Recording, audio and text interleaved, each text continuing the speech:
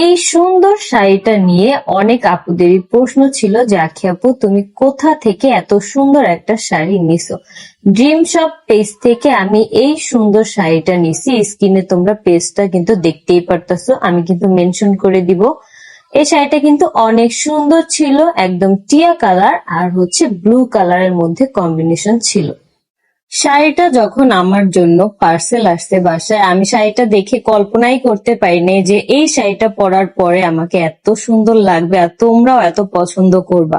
Trust me, শাড়িটা যখন তোমরা সরাসরি হাতে পাবা মনে হবে যে শাড়িটা কেমন কালার, সুন্দর লাগবে কিনা, কিন্তু পরার পর দেখবা যে 1 মিনিটের মধ্যে তোমার লুকটা একদম চেঞ্জ হয়ে যায়। আর এইরকম শাড়িগুলা কিন্তু আমাদের যারা হচ্ছে শ্যামলা বর্ণের আছে তাদের কিন্তু অনেক বেশি ভালো লাগে। দেখো জাস্ট শাড়িটা আমার গায়ে কত সুন্দর ফুটে আছে, আর আমার স্কিন টোনটাও কিন্তু অনেকটা ব্রাইট লাগতেছে এই শাড়িটার কারণে।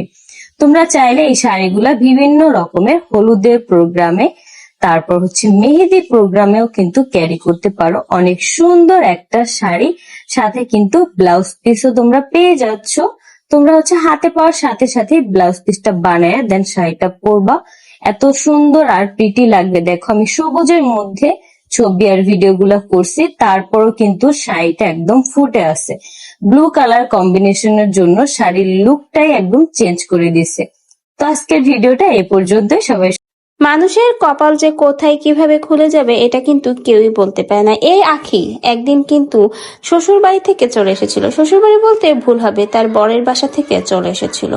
এরপরেই কিন্তু মায়ের বাড়ি থেকে ছেলেকে নিয়ে একা একা সংগ্রাম করছে, এমনকি তার হাজবেন্ড একবার ছেলে এবং বউয়ের খোঁজ নেয়নি।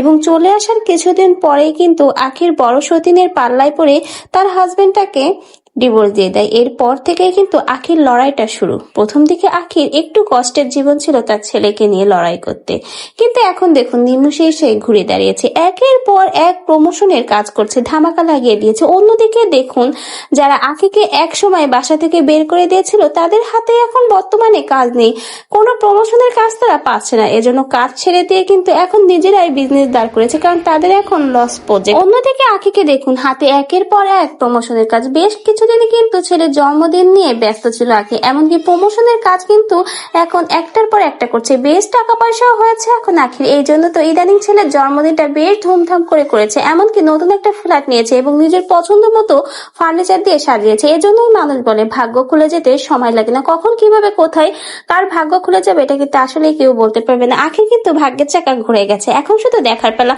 তো বেশ আগে কিন্তু চমৎকার একটা শাড়ি পরে এসেছে, সবুজ রঙের শাড়ি, শাড়িতে কিন্তু চমৎকার মানিয়েছে। আপনারা চাইলে কিন্তু আখির দেখানো এই পেজ থেকে এই সুন্দর শাড়িগুলো অর্ডার করতে পারেন। আর আখিকে এই শাড়িতে আপনাদের কাছে কেমন লাগলো কমেন্ট বক্সে জানিয়ে যেতেও কিন্তু ভুলবেন না।